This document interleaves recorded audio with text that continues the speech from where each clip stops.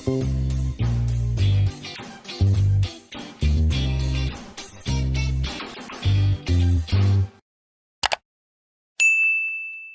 நான் உங்கள் Shabtina. Welcome back to Shabtina's kitchen.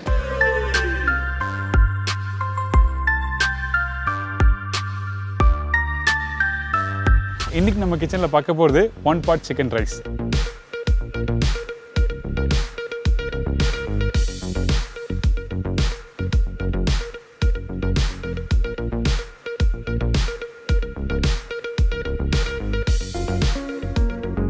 இதோட சிக்கன் 65. இந்த சிக்கன் 65 வீட்டில் பண்ணும்போது நிறைய பேருக்கு என்ன பிடிக்கும், அதே டைமில் மசாலா சரியாக கோட்டிங் ஆகாது. இன்றைக்கி கரெக்டாக இந்த கோட்டிங் எப்படி பண்ணுறது சொல்லிட்டு நம்ம 2 விஷயத்தையும் பார்க்க போகிறோம். இதை தொடர்ந்து எல்லாருக்கும் பிடிச்ச ரெசிபி குலோப் ஜாமுன்.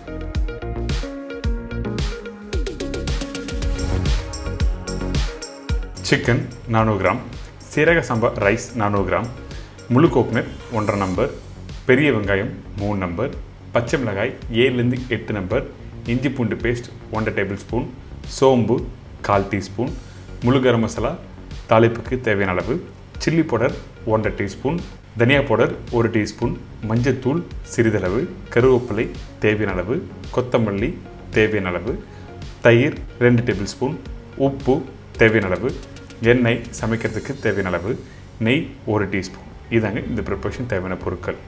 இந்த 1 pot சிக்கன் ரைஸ்க்கு நம்ம என்ன பண்ண போகிறோம் கேட்டிங்கன்னா, ஃபஸ்ட்டு இந்த சிக்கனை மேரினேட் பண்ண போகிறோம். அதனால் நான் போன்லெஸ் சிக்கன் நிறைய போட்டிருக்கேன். 2 பீஸ் வந்து வித் போனோட போட்டிருக்கோம். அதுக்கு பிறகு சில்லி பவுடர் போட்டிருக்கேன், தனியா பவுடர். இந்த chilli powder Kashmiri chilli powder தான் யூஸ் பண்ணியிருக்கேன். ரெகுலர் சில்லி பவுடர் யூஸ் பண்ணினா கொஞ்சம் காரம் அதிகமாக இருக்கும். அந்த டைமில் கொஞ்சம் சில்லி பவுடர் கம்மி பண்ணிக்கலாம். அடுத்தது மஞ்சத்தூள், உப்பு தேவையான அளவுக்கு போடுறோம். உப்பு இந்த இடத்துல யூஸ் பண்ணுவோம், அதே டைமில் ரைஸ் தம் போடும்போது யூஸ் பண்ணுவோம். அதனால் பார்த்து யூஸ் பண்ணுங்கள். அதுக்கு பிறகு இஞ்சி பூண்டு பேஸ்ட், கெட்டியான தயிர். கொஞ்சம் தண்ணியாக இருக்க தயிர்னா 1 டேபிள் ஸ்பூன் எக்ஸ்ட்ரா வரலாம். கெட்டியான தயிர்னா 2 டேபிள் ஸ்பூன் போதும். அதுக்கு பிறகு கொஞ்சம் கொத்தமல்லியை போட்டு நல்லா மிக்ஸ் பண்ணுங்கள். மிக்ஸ் பண்ணி முடித்த பிறகு ஒரு கெட்டியான ஒரு பக்குவம் அந்த மசாலா நல்லா அந்த சிக்கனோட சேர்ந்துருக்கும் ஒன்றோட ஒன்று. இதுக்கு பிறகு வாசனைக்காக, அதாவது டேரெக்டாக அந்த சிக்கனை போட்டு நம்ம குக் பண்ண போகிறோம் இந்த மண்சட்டியில். அதனால் நம்ம என்ன பண்ணுறோம், கொஞ்சம் அந்த வாசனைக்காக நெய் கொஞ்சம் இதில் போட்டு நல்லா மிக்ஸ் பண்ணுறோம். அதாவது மேரினேட் பண்ணி எடுக்கணும்னு சொல்கிறேன்.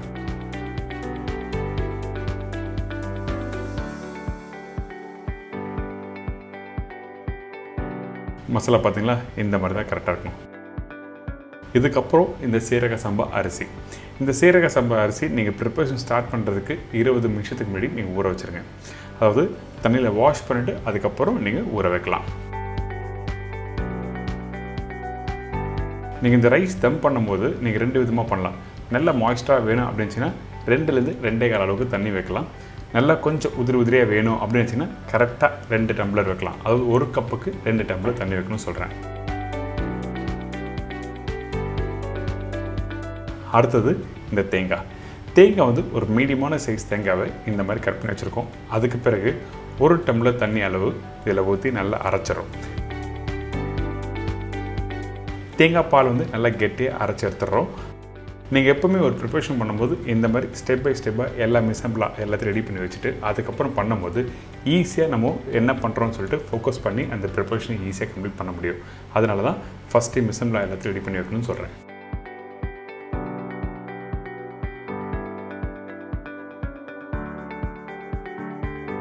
இப்போ தேங்காய் பாலை நல்லா புழிஞ்சு எடுத்துருங்க. கரண்டியில் புளியலாம், அப்படின்னா கையிலையும் நல்லா புளிஞ்சு மிக்ஸ் பண்ணி எடுத்துலாம். முடிஞ்ச வரைக்கும் எந்த அளவுக்கு நல்லா புளியுமோ புளிஞ்சிருங்க. அந்த திப்பி மட்டும்தான் இருக்கணும். அந்த திப்பி எடுத்து நான் நிறைய வாட்டி சொல்லியிருக்கேன், செடிக்கு உரமாக யூஸ் பண்ணலாம் காய வச்சு. அப்படி யூஸ் பண்ண விருப்பப்படாதவங்க நீங்கள் டேரெக்டாக டஸ்ட்பினில் அவுட் பண்ணிக்கலாம்.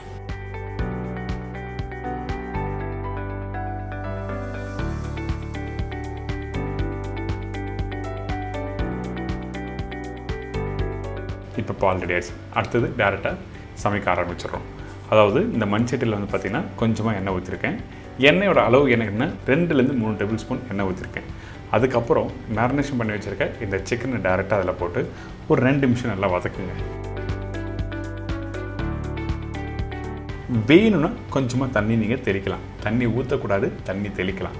சிக்கனில் எப்போவுமே தண்ணி விட ஆரம்பிக்கும் குக் பண்ணும்போது. அதனால் இந்த ப்ரிப்பரேஷனுக்கு இந்த சிக்கன் வந்து ஃபஸ்ட்டு நம்ம வந்து ஒரு 60 to 80% அளவுக்கு குக் பண்ணி எடுத்துரும். இந்த மாதிரி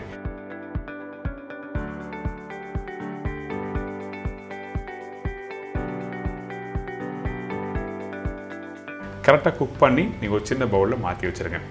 இதை டேரெக்டாக இந்த டைமில் ரைஸு இந்த சிக்கன் எல்லாத்தையும் ஒன்றா போட்டு பண்ணும்போது அது பிரியாணி கான்செப்டில் போய்டும். அதனால் நம்ம என்ன பண்ணுறோம், இந்த சிக்கனை அப்படியே எடுத்து வச்சிடறோம்.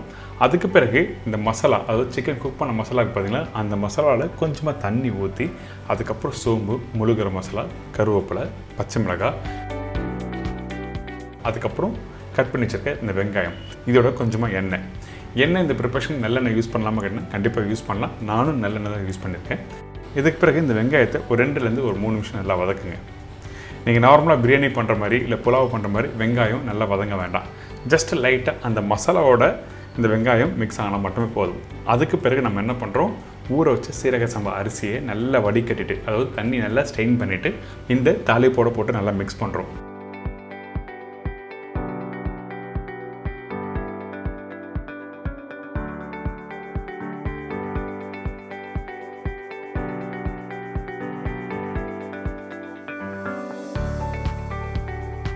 இதுக்கு பிறகு ரெடி பண்ணி வச்சுருக்க தேங்காய் பால்,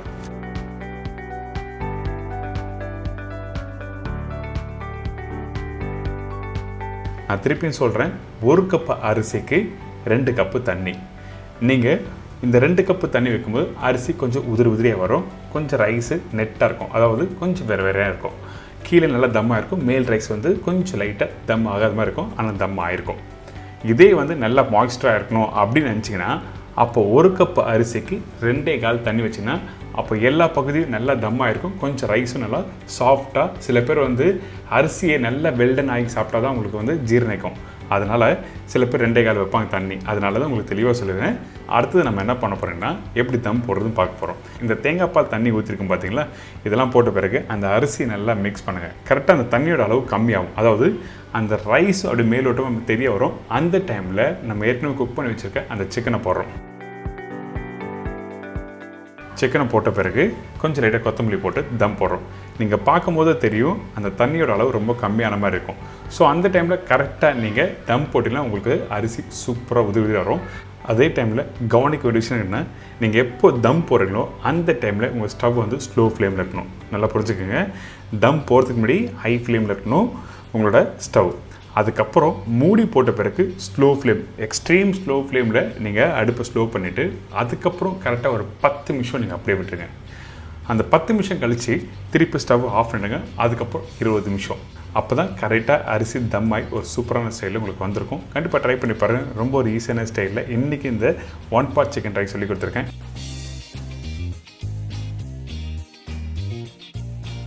இப்போ நம்ம என்ன பண்ண போகிறோம்னா சிக்கன் 65 தேவையான பொருட்கள் பார்க்க போகிறோம்.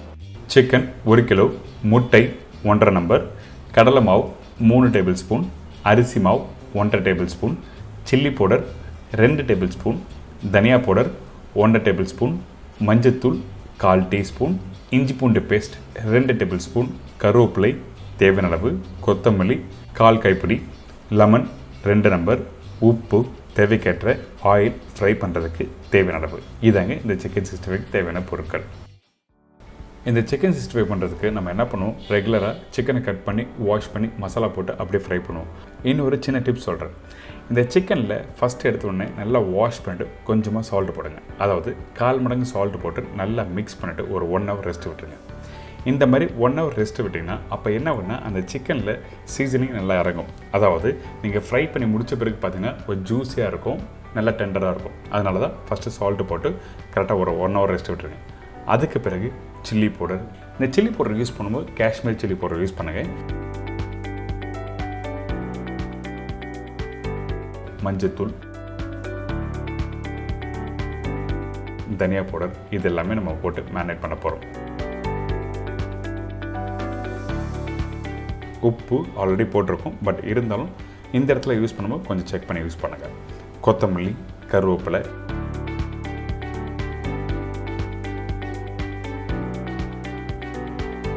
இஞ்சி பூண்டு பேஸ்ட், அரிசி மாவு, கடலை மாவு. நான் சொன்ன குவான்டிட்டிக்கு கரெக்டாக கடலை மாவும் அரிசி மாவும் கரெக்டாக செக் பண்ணி போடுங்க, கரெக்டாக வரும். இதே வந்து நீங்கள் நிறைய பேர் கடலை மாவு அரிசி மாவு அதிகமாக போட்டால் கூட நீங்கள் ஃப்ரை பண்ணும்போது என்ன ஆகுனா அந்த பஜ்ஜி மாதிரி சாஃப்ட் ஆகிடும். அதனால தான் கரெக்டான ரேஷியோவில் இந்த 1 கிலோ சிக்கனுக்கு நான் சொல்லியிருக்கேன். இதுக்கு பிறகு லெமன் ஜூஸ் நல்லா புழிஞ்சு விட்டுருக்கேன். அதே டைமில் கொஞ்சமாக தண்ணி ஊற்றி நல்லா மிக்ஸ் பண்ணுங்கள். மசாலா சிக்கனோட கோட்டிங்காக இருக்கணும். அதே டைமில் பஜ்ஜி மாவு மிக்ஸ் பண்ணுற மாதிரி அந்த மசாலா இருக்கக்கூடாது. அதாவது ரொம்ப லூஸாக இருந்ததுன்னா அந்த சிக்கனில் டிப் பண்ணி ஃப்ரை பண்ணால் உங்களுக்கு பஜ்ஜி கோட்டிங் ஆகிடும். அதனால் கொஞ்சமாக தண்ணி தெளித்து நல்லா மிக்ஸ் பண்ணுங்கள்.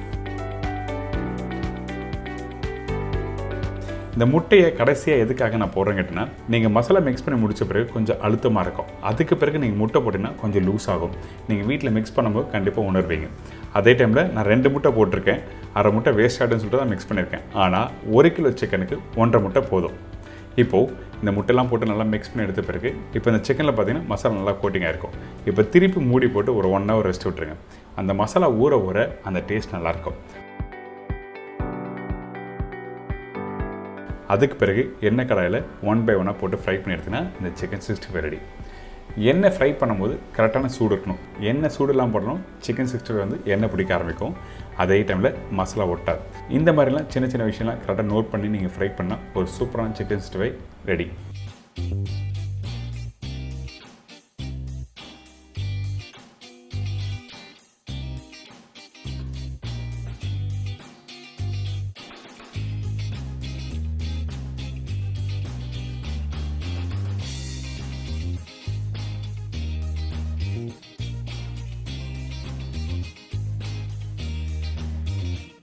இது தொடர்ந்து எல்லாருக்கும் பிடிச்ச ரெசிபி குலாப் ஜாமுன்.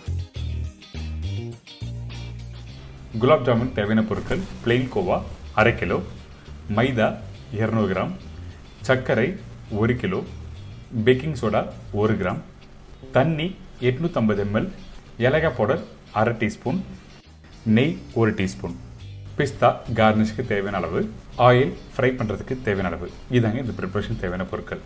ஃபஸ்ட்டு இந்த ஜாமுன் ரெடி பண்ணுறதுக்கு நம்ம என்ன பண்ணுறோம் கேட்டிங்கன்னா, இந்த சுகர் சிரப்பு ரெடி பண்ண போகிறோம். இந்த சுகர் சிரப்பு அடுப்பை ஆஃப் பண்ணிவிட்டு வெறும் கடாயில் சக்கரை 1 கிலோ போட்டிருக்கேன். இந்த சக்கரை போட்ட பிறகு தண்ணி ஊற்றி மிக்ஸ் பண்ணிவிட்டு அதுக்கப்புறம் தான் அடுப்பு ஆன் பண்ணணும். எதுக்காக கேட்டிங்கன்னா, சம்டைம் உங்கள் கடாய் வந்து சூடாக இருக்கும். அந்த டைமில் சக்கரை போட்டிங்கன்னா மெல்ட் ஆகும், கேரமல் ஆகும். அந்த மாதிரி வந்தால் கலர் மாற ஆரம்பிச்சிடும். அதனால தான் நம்ம என்ன பண்ணுறோன்னா, அடுப்பை ஆன் பண்ணாமல் சக்கரையும் தண்ணி ஊற்றின பிறகு நல்லா மிக்ஸ் பண்ண ஆரம்பிக்கிறோம். அதே டைமில் இந்த மெஷர்மெண்ட் கிளாஸ் ஒன்று பார்த்தீங்களா, இந்த 1 கிலோ சர்க்கரைக்கு கரெக்டாக 750 ml தண்ணி ஊற்றிருக்கேன். டோட்டலாக 850 ml வாட்டர் யூஸ் பண்ணியிருக்கேன். அதில் 750 ml யூஸ் பண்ணியிருக்கேன். அதாவது 2 பெரிய கிளாஸ் அளவுக்கு தண்ணி ஊற்றிருக்கோம். இதுக்கு பிறகு நம்ம என்ன பண்ணுறோன்னா, கொஞ்சமாக பால் ஊற்றுறோம். எதுக்காக இந்த பால் யூஸ் பண்ண கேட்டிங்கன்னா, அந்த சர்க்கரையில் அழுக்கு இருந்தால் அந்த அழுக்கை க்ளீன் பண்ணுறதுக்காக இந்த பால் ஊற்றி நல்லா மிக்ஸ் பண்ணுறோம்.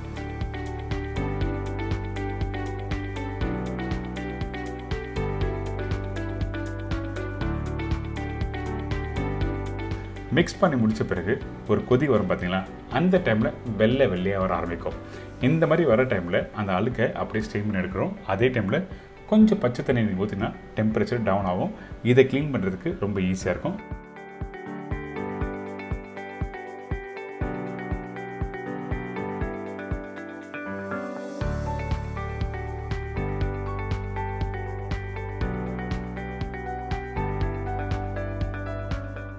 பார்த்தீங்களா, எந்த அளவுக்கு சர்க்கரையில் அழுக்கு இருக்குன்னு தெரியும்.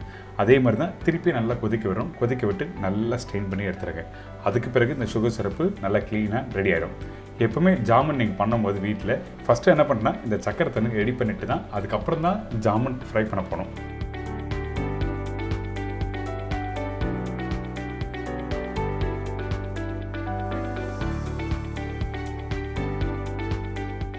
இந்த சுகர் சிரப்போட பக்குவம் எப்படி கேட்டிங்கன்னா, அந்த கம்பி பதம் வரதுக்கு முன்னாடியே கொஞ்சம் கெட்டியாக இருக்கும். அதாவது கையில் தொட்டு பார்த்தீங்கன்னா கொஞ்சம் வளவளப்பாக இருக்கும். அதே டைமில் கரண்டில் எடுத்து பார்த்தீங்கன்னா தண்ணியாக இருக்கணும். இந்த மாதிரி கரெக்டான டெக்ஸ்சர் இருக்கணும்.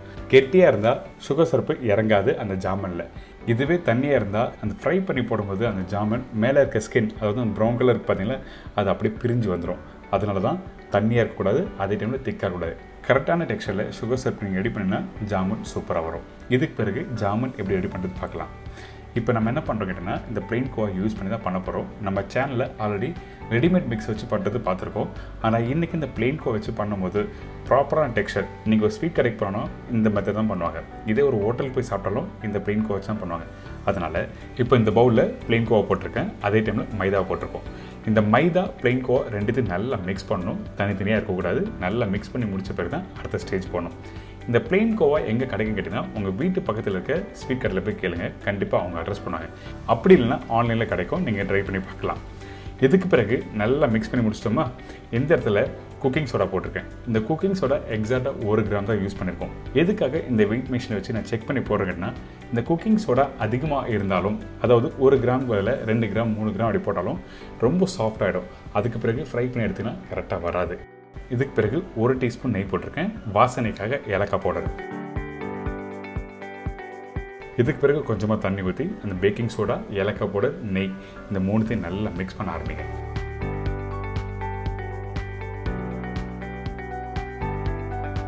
மிக்ஸ் பண்ணி முடித்த பிறகு ஏற்கனவே மிக்ஸ் பண்ணி வச்சுருக்க அந்த பிளெயின் கோவா மைதா இருக்குல்ல, இது எல்லாத்தையும் ஒன்றா சேர்க்க ஆரம்பிக்கிறோம். இந்த இடத்துல தண்ணி யூஸ் பண்ணுறோம். நான் ஏற்கனவே 850 ml தண்ணி இந்த ப்ரிப்பரேஷன் யூஸ் பண்ணியிருக்கேன். அதில் 750 ml சுகர் சிரப்புக்கு, மீதி 100 ml இந்த இடத்துல யூஸ் பண்ணியிருக்கோம். அதாவது இந்த கோவா மைதாவோட மிக்ஸ் பண்ணுறதுக்காக 100 ml போட்டிருக்கோம். சில பிளெயின் கோவா வந்து ரொம்ப கெட்டியாக இருக்கும். அந்த டைமில் ஒரு 25 50 ml எக்ஸ்ட்ரா ஆட் பண்ணலாம் தண்ணி. சரிங்களா? இந்த அளவுக்கு நல்லா சாஃப்டாக மிக்ஸ் பண்ணிடணும். எந்த அளவுக்கு சாஃப்டாக இருக்கோ அந்த அளவுக்கு வந்து சூப்பராக வரும். அதே டைமில் கையில் ஒட்டாமல் கரெக்டாக வரணும்.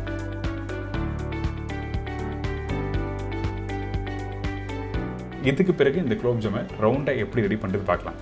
ஃபஸ்ட்டு இந்த மாவு எடுத்துக்கங்க. எடுத்த பிறகு கையில், அதாவது உள்ளங்கையில் வச்சு நல்லா அழுத்தி மெதுவாக ரிலீஸ் பண்ணும். அப்படி பண்ணும்போது நல்லா ரவுண்டாக வரும்.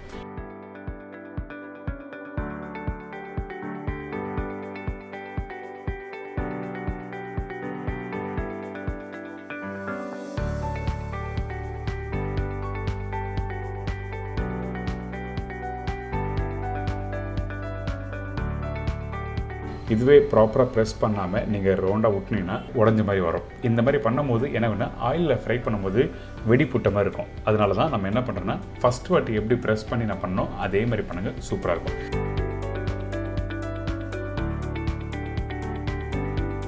இப்போது இந்த டோவை நல்லா ரவுண்டாக உருட்டி வச்சுருக்கோம். இதுக்கு பிறகு எண்ணெய் கடாய் இருக்குது. அந்த எண்ணெய் தொட்டினா லைட்டாக சூடாக்கணும். அந்த டைமில் நம்ம என்ன பண்ணுறோன்னா கொஞ்சம் மைதா போடுறோம். எதுக்காக இந்த மைதாவை இந்த இடத்துல யூஸ் பண்ணுற கேட்டிங்கன்னா, இந்த மாதிரி ஸ்டெயின்லெஸ் ஸ்டீல் கடாய் யூஸ் பண்ணும்போது ஃபஸ்ட் டைம் அடிபிடிக்க ஆரம்பிக்கும். இதே இரும்பு கடாய்னா ஒரு ப்ராப்ளம் இல்லை, நீங்கள் அப்படியே ஃப்ரை பண்ண ஆரம்பிக்கலாம். அடுத்து நம்ம என்ன பண்ணுறோன்னா, ஃபஸ்ட்டு ஒரு பீஸ் எண்ணெய் கடாயில் போடுங்க. போட்ட உடனே அந்த பபுள்ஸ் வந்து ஸ்லோவாக சின்னதாக வரும். நீங்கள் போட்ட உடனே அந்த பபுள்ஸ் பெருசாக இருந்ததுன்னா எண்ணெய் ரொம்ப சூடாக இருக்கும். அப்போ அந்த குலோப் ஜாம் வெந்து வராது. அதனால் ஒரு பீஸ் போட்ட பிறகு ஸ்லோ ஃப்ளேமில் அப்படி லைட்டாக பபுள்ஸ் வருதா, அதுக்கு பிறகு 1 by 1 போட்டு அந்த எண்ணெயை வந்து நல்லா ரொட்டேட் பண்ணும். அப்படி பண்ணும்போது என்ன ஆகுதுன்னா, ஒன்றோட ஒன்று ஒட்டாது, கீழே கடாயிலும் ஒட்ட ஆரம்பிக்காது. அதே டைமில் அந்த எண்ணெயை மேலே கரண்டி வச்சு லைட்டாக அப்படி ப்ரெஸ் பண்ணி விட்டிங்கன்னா அந்த நல்லா மிக்ஸ் ஆகி வரும் அந்த ஆயிலோட. இதெல்லாம் சின்ன விஷயம், டிப்ஸு. இன்னொரு முக்கியமான விஷயம், அந்த ரவுண்டாக போட்டிருக்க டப்ளிங்ஸை ஆயிலில் போட்ட உடனே கரண்டி விட்டு மிக்ஸ் பண்ணக்கூடாது. அப்படி மிக்ஸ் பண்ணால் உடையிறதுக்கு வாய்ப்பு நிறைய இருக்குது. ஸ்லோ ஃப்ளேமில் இந்த ஜாமுனை நல்லா குக் பண்ணி எடுத்துருங்க.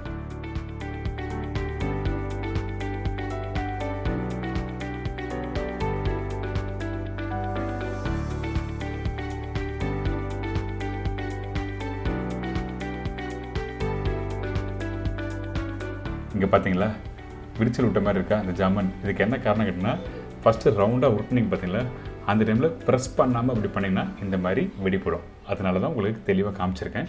நல்லா ப்ரெஸ் பண்ணி மெதுவாக ரிலீஸ் பண்ணி ஃப்ரை பண்ணி எடுத்தீங்கன்னா இந்த மாதிரி ரவுண்டாக சூப்பராக ஜாமன் ரெடி. இதுக்கு பிறகு நம்ம என்ன பண்ணுறோன்னா, ஏற்கனவே ரெடி பண்ணி வச்சுருக்க அந்த சுகர் சிரப்பை இதில் போட்டிருக்கோம். நீங்கள் சுகர் சிரப்பு ஏற்கனவே ரெடி பண்ணி வச்சுட்டு ஃப்ரை பண்ணி போகிற டைமில் கரெக்டான டெம்பரேச்சர் கொஞ்சம் டவுன் ஆகிருக்கும். அதுக்கு பிறகு நல்லா ஊற விட்டு நீங்கள் எடுத்து சாப்பிட்டீங்கன்னா ஒரு சூப்பரான குலோப் ஜாமுன் ரெடி.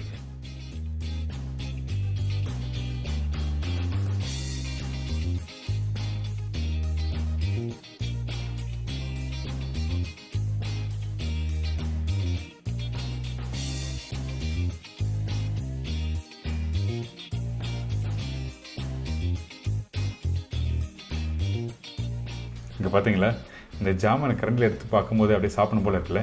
இப்போ உடைச்சு காமிக்கிறேன். அந்த சுகர் சிரப் நல்லா இறங்கியிருக்கா, இந்த மாதிரி தான் இருக்கணும் வீட்டில் பண்ணும்போது. இன்றைக்கி நம்ம சேனலில் குலோப் ஜாமுன் எப்படி பண்ணுறது, எப்படி பண்ணக்கூடாது, என்னென்ன மிஸ்டேக் வரும்னு சொல்லிட்டு தெளிவாக விளக்கமாக சொல்லி கொடுத்துருக்கேன்.